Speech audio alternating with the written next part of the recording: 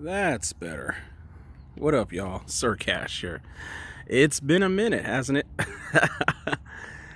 Granted, the reason why it's been a minute is because I really haven't been recording, and I normally record on my phone, which is a Galaxy Note 9, and I love this phone, but the screen cracked, mic wasn't working, and I just ended up waiting until I just got me another one. So I just bought this one online, and now I'm back to making content. So it has been a minute, and last video I posted, wait for this guy to drive like an idiot. Last video I posted, I did a little update, but now I feel like I want to go a little bit more in depth. So we will talk about this a little bit later, and we will talk about that a little bit later too, because I've done a lot of work on that, and that's my son's car. But as for this car, right now it is sitting at 242,000 miles.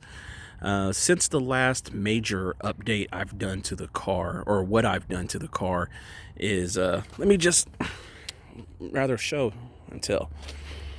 I still got my wheels on here. They've been eaten up. I mean, I've probably put 160,000 miles on these wheels. They've been through multiple tire changes. It's just, oh, poor baby. But oh well. This is what I've done. So as you know, this is a GS350F Sport, and it didn't come with these curtains. Now, I'll tell you what, this was a heck of a deal to add these curtains to the car. I actually went to the junkyard, found a 2013 Lexus GS350 Premium, and it had these in there. So what I had to do was actually take the complete door card off, because the other one was wood, swap the metallic trim over, and this is the other door card, the one that was on the GS junkyard one, and swap my metal piece over to it and install the side curtains and the main one.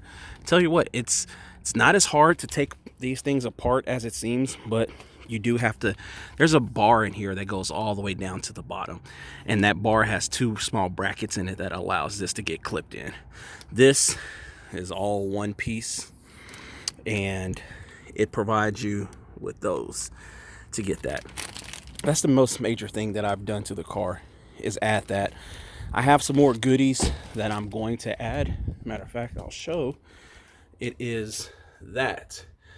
Now, the car did not come with this factory, but what you have to do is, it's an easy install, because the plug for it is actually, the plug for it is there, but you have to kind of get it programmed to get your rear climate control working. So what else have I done? Oh yeah, I've added new seats. These are premium seats.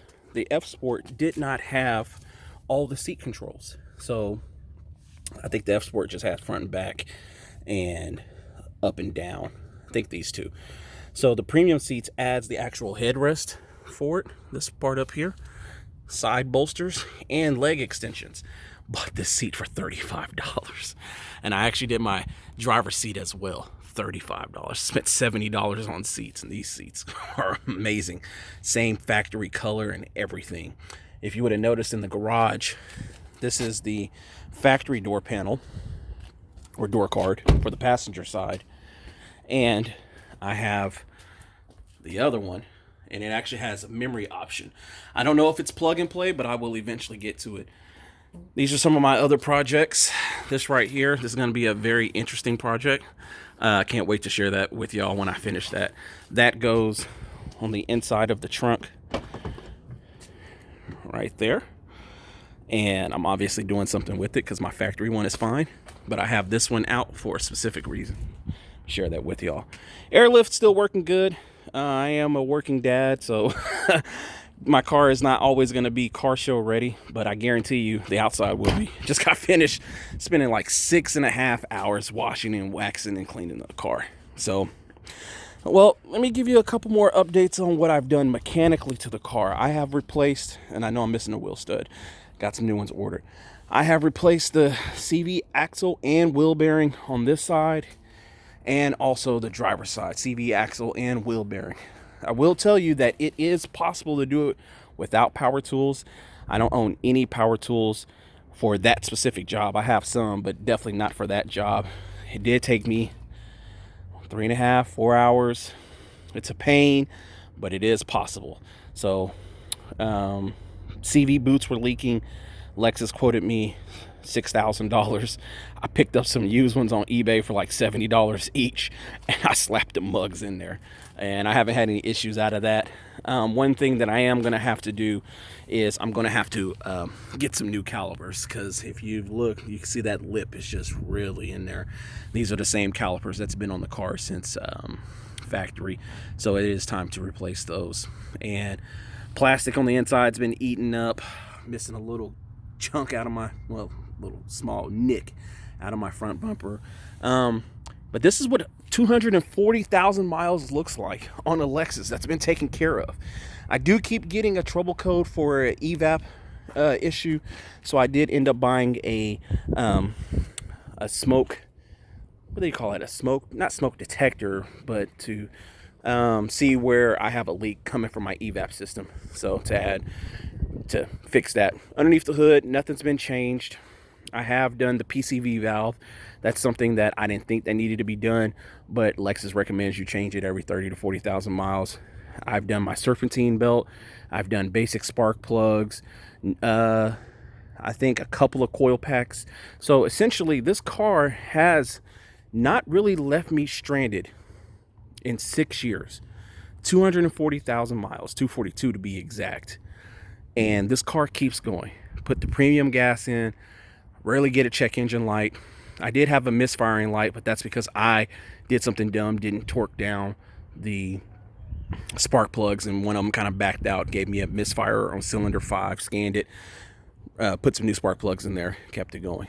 This car has won a few awards, but really this is a dad's mobile. If you're a man, female, and you got a couple kids and you still want something nice to ride around in, this can do it. This car has seen everything. It has seen storms. There's actually a couple hail nicks on the top. It has seen snow, driven in the snow, and it's rear-wheel drive, so it's not even all-wheel drive.